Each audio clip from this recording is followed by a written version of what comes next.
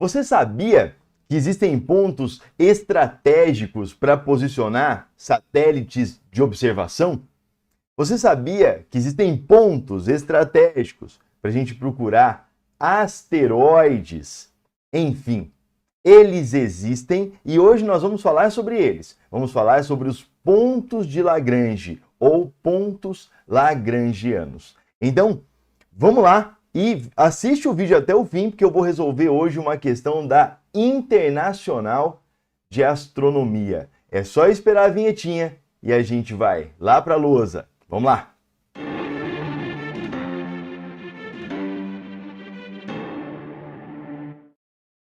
Bom, é isso aí.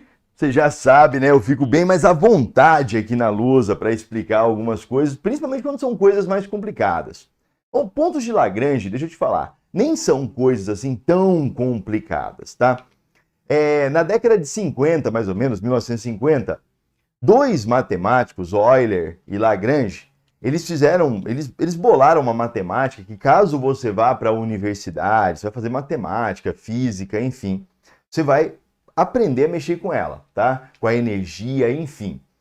Agora, eles também disseram que entre duas massas, ou até três massas, mas desde que uma delas seja praticamente desprezível em relação às outras duas, por exemplo, no sistema Sol, Terra, Lua, a massa da Lua é muito pequenininha, então a gente pode considerar a Terra, Lua como um sistema.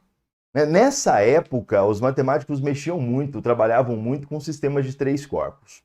Mas vamos lá, vamos analisar um ponto interessante.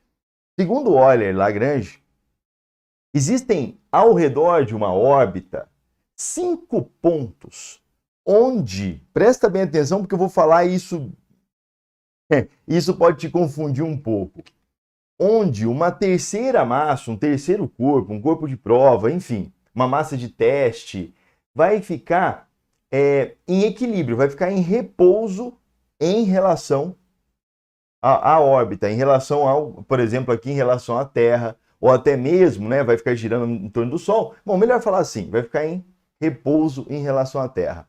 E aí você diz assim, pô, Virgílio, então é simples, né? É um ponto de equilíbrio. Esse é o maior erro, tá? Esse é o maior erro que a gente pode cometer. Então imagina, por exemplo, que eu tenho uma massa de teste aqui, uma massa de prova aqui, e aí você imediatamente me diz, existe uma força gravitacional. Deixa eu pegar aqui, ó. Existe uma força gravitacional da Lua, existe uma força gravitacional, uma força gravitacional da Terra e uma força gravitacional do Sol. E aí você fala assim, então o ponto de Lagrange, professor, é o ponto onde a força gravitacional da Terra mais a força gravitacional do Sol vai dar zero. É isso que acontece? Quer dizer, as duas vão se equilibrar? Quer dizer, a força resultante vai ser zero? Bom, é aí o primeiro ponto importante da aula, né? Não pode ser zero. Por que não pode ser zero? Porque daí significaria que ele não tem aceleração. O que é aceleração? Aceleração é o que faz o corpo aumentar a velocidade, diminuir a velocidade ou fazer curva. Ô, Virgílio, é verdade, aqui está fazendo curva, né? Isso. Então, existe um ponto aqui que se movimenta igual a Terra. Então, por exemplo, a Terra dá uma volta em torno do Sol em 365,25 dias, concorda? Então, esse ponto aqui, ele vai dar também uma volta ao redor do Sol em 365,25 dias. Isso quer dizer, então, que os dois corpos vão ter a mesma velocidade angular, tá? Então, não é que está em equilíbrio, vai estar em repouso em relação ao M2, mas não em equilíbrio, não com aceleração zero. Na verdade, ele vai ter uma aceleração, só que essa aceleração é a aceleração centrípeta. Vamos deixar aqui bonitinho, né? Então, é uma aceleração centrípeta. Isso quer dizer que as duas forças somadas vetorialmente vão dar uma resultante de forças que vai apontar para o centro, né? Uma aceleração que quer jogar o corpo para o centro. Existem 5 pontos de Lagrange. Um deles eu falei, um deles é esse aqui, ó. A gente chama ele de L1. Virgílio, eu preciso saber os nomes? Precisa. Tá? Precisa. Depende, né? Se você está numa seletiva, se você vai fazer uma Olimpíada Internacional, você precisa saber, tá? Agora, não, você é só curioso, tal, então legal. Saiba o que são os pontos e já era, não tem problema. Então, L1 vai estar entre M1 e M2. Nós vamos ter um segundo ponto, L2. Ah, agora você entendeu por quê, né? Aqui, por exemplo, ó, vai ser força do Sol menos força da Terra igual a MA. Aqui em L2 é força do Sol mais força da Terra igual a MA. O terceiro ponto, o L3, ele vai estar aqui, ó. Opa, professor, certeza que ele vai estar aí? Não. Ele pode estar aqui, ele pode estar aqui, ele pode estar fora, nem sei se você consegue enxergar aí, ele pode estar fora aqui, quer dizer, ele vai estar nessa linha, aí vai depender do sistema que a gente vai estar trabalhando. Opa, caiu tudo aqui. Mas uma coisa legal assim, é você imaginar o seguinte, né? A gente não usa muito o L3. A gente usa para quase nada o L3, né? Ele é difícil de ser utilizado. E nem precisa. Porque para que a gente usa L1 e L2? Para posicionar satélites. Então, se eu sei que ele vai girar com o mesmo tempo da Terra, então basta eu colocar ele aqui e ele vai ficar, concorda? Mais ou menos, porque se ele sai um pouquinho, pensa que as forças estão vamos imaginar no plano aqui, né? Na horizontal. Então, se ele sair um bocadinho fora, já era. Então, aqui a gente tem uma órbita, um ponto lagrangiano instável, tá? Então, L1 e L2. L1, L2 e L3 são instáveis. L2 e L3 instáveis. Ô, professor, então não é legal, né, colocar algo aí. Já te falo. Já te falo. E aí onde está L4 e L5? Então, ponto. Agora, como é que você faz para achar, né? Se você pegar esse cara aqui, ó, M1 e M2, traça uma reta, tá? O M2 vai formar com M1 e com L4 um triângulo equilátero. Bom, então você pode, por exemplo, pegar o seu compasso aqui, ó, não é? Olha só. E pode traçar do mesmo tamanho, ó. E aqui você então encontra L4 e L5. Achei, tá vendo, ó? Então, olha só. Encontrei aqui, ó. Encontrei L4. Encontrei L5. Agora sim. Então, o que eu te disse? Aqui, ó, deixa eu ver se você... Ah, tá certo. Aí. Então, aqui, a gente vai ter uma figura. Vou pegar uma caneta de outra cor. Achei, ó. Uma verde aqui, que é difícil até de enxergar. Mas, olha. Se você pegar este cara aqui... Olha que interessante.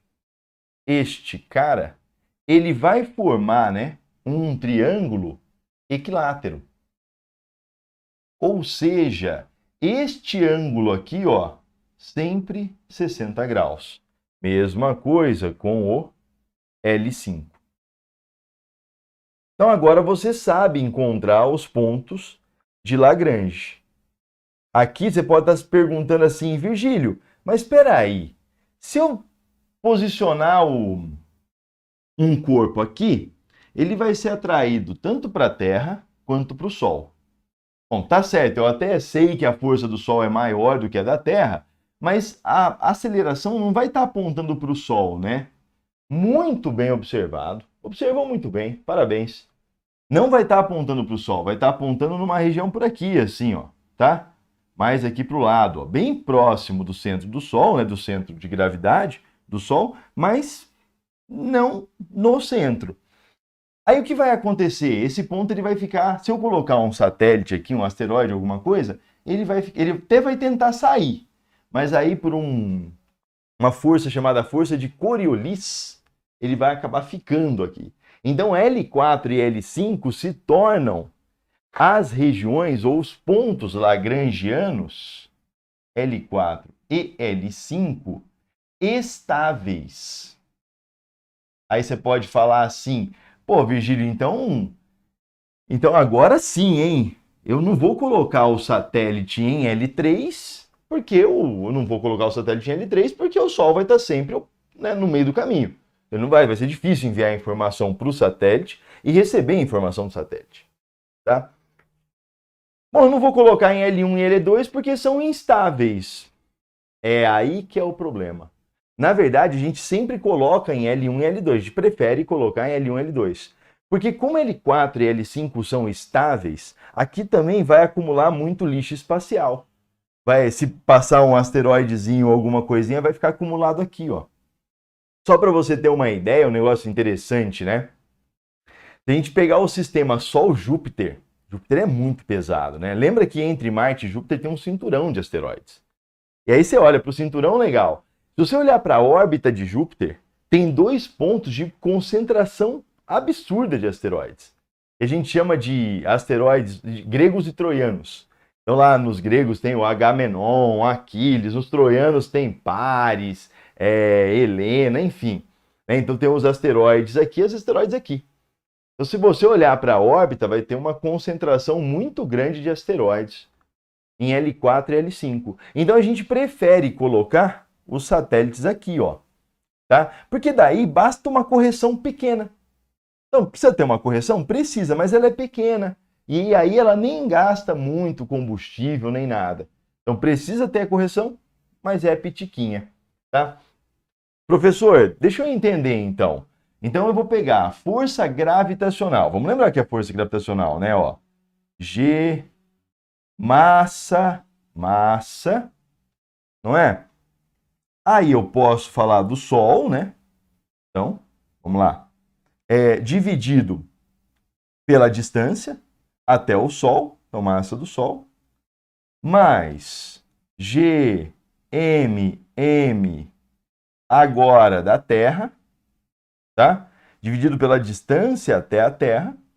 Isso aqui vai ser, então, igual a massa do corpo de teste vezes a aceleração centrípeta, que é V ao quadrado sobre raio, ou ômega quadrado vezes R, tá? Vezes aí a distância do satélite, vou colocar R, tá? Mas a distância do satélite ao corpo central. Vou colocar o R'inho aí. Então, mv quadrado sobre R. Isso aqui vai ser positivo ou negativo, eu vou colocar aqui positivo, mas tá, vai ser positivo ou negativo dependendo se você estiver tratando de L1 ou L2. Se você estiver tratando de L4 e L3, aí vamos trabalhar com os... D quadrado, perdão, D quadrado. Aí nós vamos trabalhar com os ângulos. Um ponto interessante é aí que Lagrange detona, né, destrói. Lagrange não olha para a força, ele olha para a energia. Para a energia é muito mais simples, né? Porque a energia é escalar.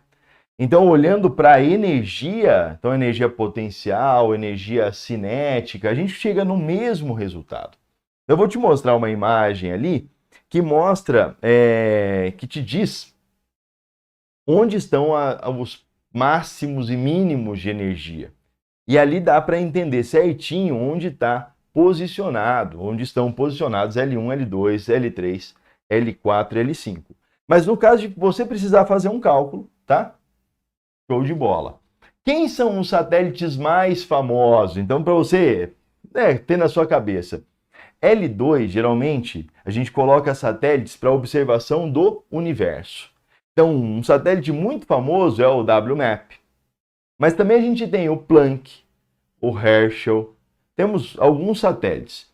Satélite colocado aqui, ele muitas vezes é para ver os planetas internos, tal, observar a Terra, tá? E observar o Sol. Aqui a gente tem o satélite mais famoso é o SOHO e o Gênesis, né? Então são 2 satélites bem famosos aqui. Virgílio, e se o sistema fosse Terra e Lua? A gente teria os mesmos 5 pontos, tá? Os mesmos 5 pontos. Mas aí eu vou deixar para falar isso com uma questão da Iowa, que tá lá, ó, tá ali no computador. Vem comigo, vamos lá? Vamos fazer isso. Olha que legal que eu já chego aqui já, ó. Olha eu aqui, ó. Olha só. Vamos pegar esse... Bom, aí deixa eu te falar. Se eu estiver falando com alguém que já está no segundo, terceiro ano do ensino médio, essa figura, ela não é uma figura esquisita. Porque a gente pode colocar lá sistema de cargas. Lembra quando a gente coloca sistema de cargas de mesmo sinal? Que aqui, ó, é como se fosse as linhas de força, vai, do campo gravitacional, tá? Então, é mais ou menos isso, quando eu olho aqui para algumas situações. Então, aqui eu tenho, olha, o Sol, aqui a Terra, tá vendo? Ó? Aqui a Lua, olha a Lua que bonitinha. Tá? E aqui os pontos, olha onde está L1, L3, olha o L2. Fechou? Ó? E aí ele coloca o L3 na órbita, exatamente na órbita da Terra. Olha L4 e L5, tá? Vou até sair da frente para aparecer o site aí. Mas eu também posso olhar uma outra imagem, olha só. Essa imagem, ela já coloca, olha a órbita aqui de M2, tá vendo? Ó? E ela já coloca L3 dentro. Então, L3 pode estar dentro da órbita, pode estar fora da órbita, pode estar na órbita, tá? Olha a posição de L1 e L2. Então, assim, L1, L2 e L3 vão depender do sistema que você está trabalhando. Então, qual é a massa dos dois, tá? Vai ficar mais próximo de um, mais próximo do outro. É lógico, né? O corpo orbitante, a gente sempre entende que o corpo orbitante é menor que o orbitado. Então, o ponto de Lagrange, o L1, vai ficar mais próximo do orbitante, tá? Do que do orbitado. E o L4 e o L5 não, aqui é só a gente fazer aquele triângulo, tá? E a gente consegue posicionar certinho L4 e L5. Eu espero que tenha ficado claro isso para você. Vamos fazer uma questãozinha? Caiu na Iowa de 2019. Vamos lá? Olha só, aqui eu tenho que, né, falar uma coisa que é muito interessante. Quando eu estava pesquisando para ver onde achar os pontos de Lagrange e tal, para uma questão legal, não sei o quê, eu me deparei com o arquivo do NOIC que os mentores, né, me mandaram. E no arquivo do NOIC, o texto escrito sobre os pontos lagrangianos foi escrito por uma ex-aluna minha, Giovana Girotto, foi minha aluna no ensino fundamental, olha que legal. Depois também, quando ela foi para a seleção de astronomia. E aí tem um texto dela lá e ela sugeria essa questão, achei ela bem interessante. Então vamos dar uma olhada. Não é legal? Só é um motivo de orgulho, né? Bom, olha só. Ele vai a distância do ponto lagrangiano L2 do sistema Terra-Lua. Então, ó, em 3 de janeiro de 2019, a sonda chinesa Chang'e 4, eu não sei nem se eles... Nossa, eu nem vou falar 4 aqui, eles vão ficar bravos comigo. Alunissou no lado oculto da Lua, na área da cratera de Kármán, batizada em homenagem ao físico húngaro mundialmente famoso Theodor von Kármán. Como a Terra permanece abaixo do horizonte da sonda o tempo todo, faz-se necessária uma estação de transmissão para a comunicação com o controle da missão na Terra.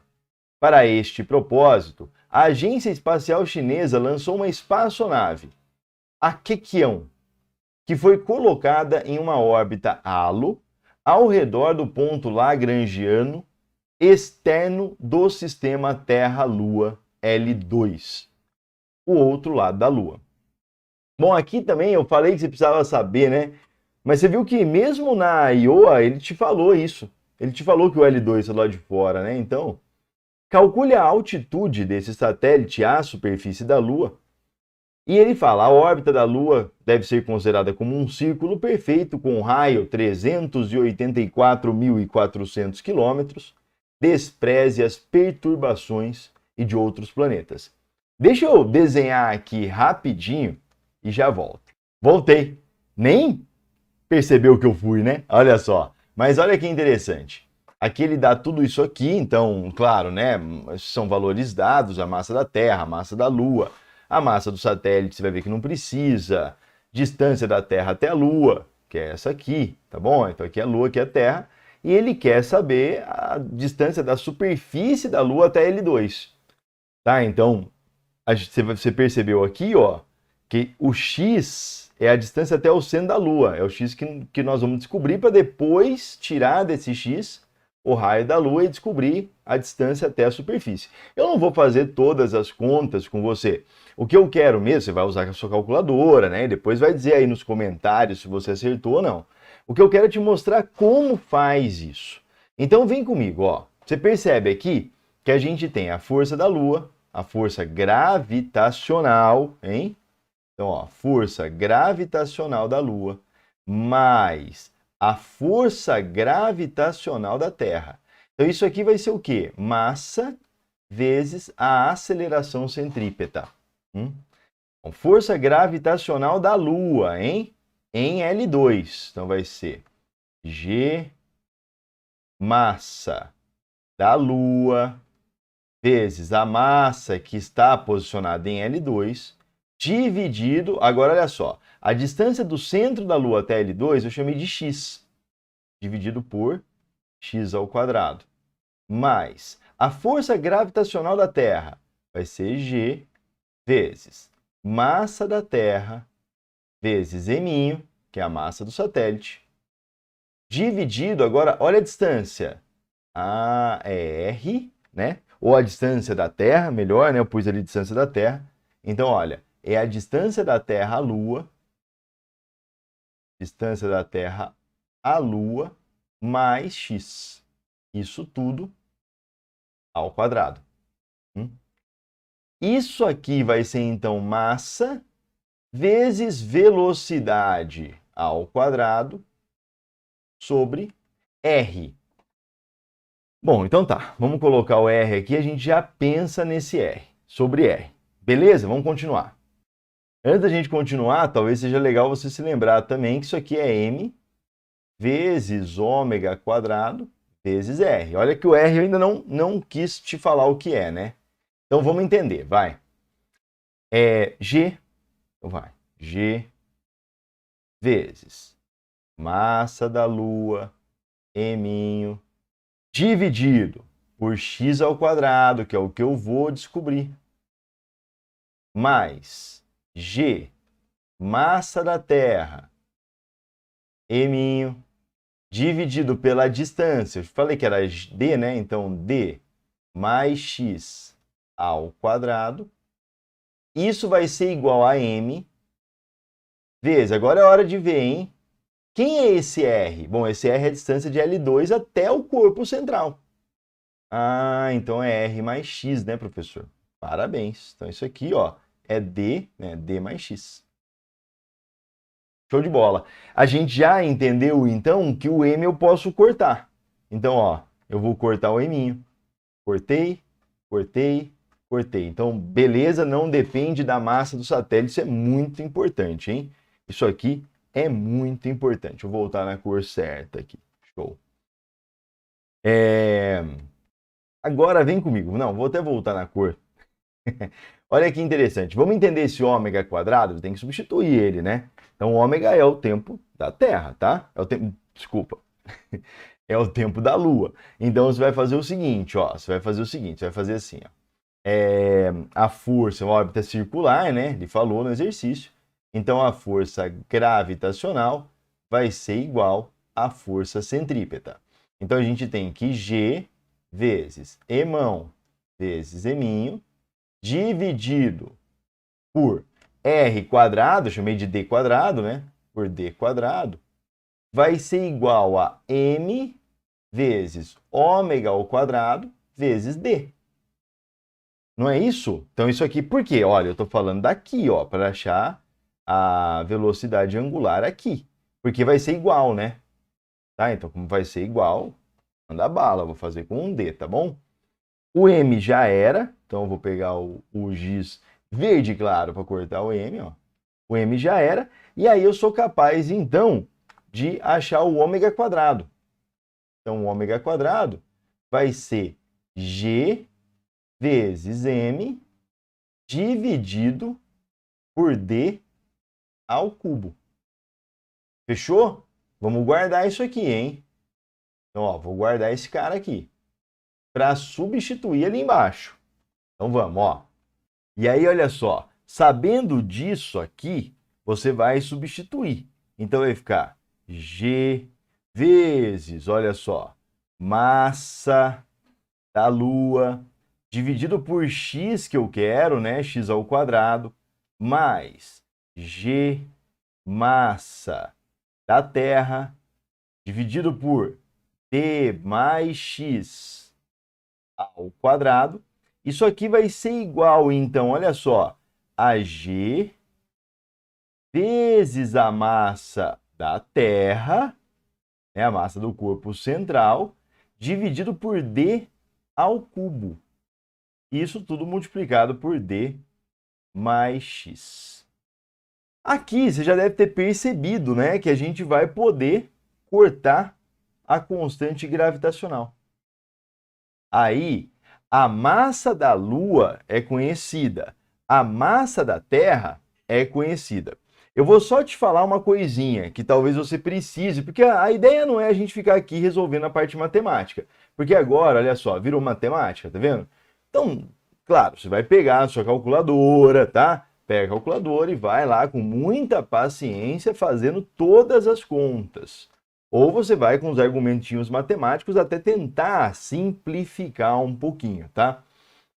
Uma aproximação interessante, que é legal até você pôr na sua cabeça já, uma aproximação, o exercício até dava essa aproximação, tá? Eu que não coloquei ali, acabei esquecendo. Mas a aproximação é o seguinte, ó, se 1 mais x elevado a n, quando o x for muito menor que 1, então olha, 1 mais x elevado a n, para quando o x é muito menor que 1, isso aqui vai dar 1 mais nx. Tá bom? Aí eu posso te falar quanto deu o valor do x, olha só, porque eu tenho ele aqui anotadinho, bonitinho.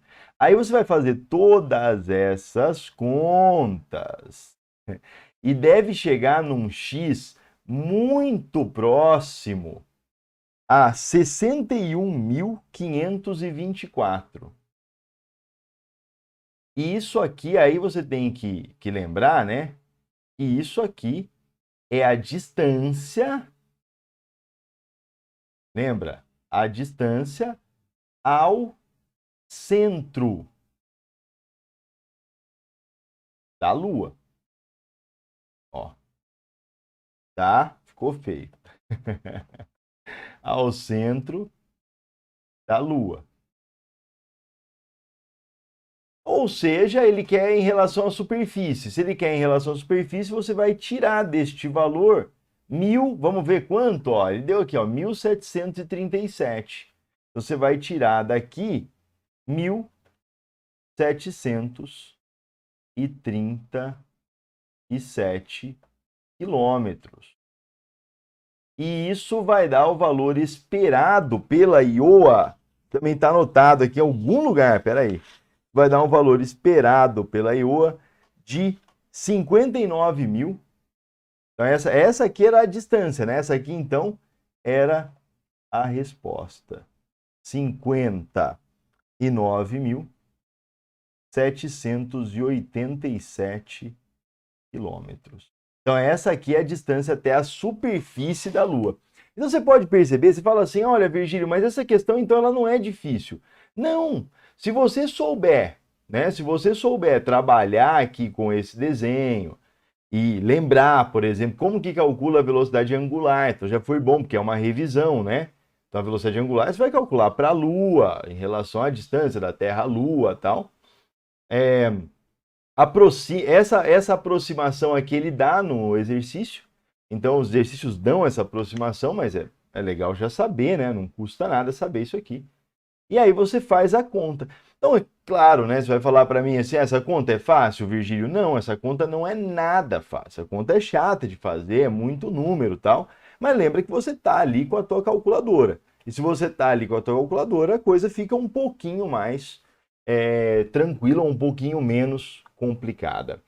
Legal, né? Então você vê, a gente falou de pontos de Lagrange, né? Então falamos sobre os pontos de Lagrange, está aqui, ó. Olha aí, que bonitinho. Falamos então sobre os pontos de Lagrange e aprendemos como calcular a distância, como faz para calcular o local onde esse ponto está. Espero que você tenha gostado dessa aula, que eu acho os pontos de Lagrange muito interessantes. Espero que você não tenha achado tão complicado. Os exercícios em geral não são tão complicados, eles são mais simples do que isso.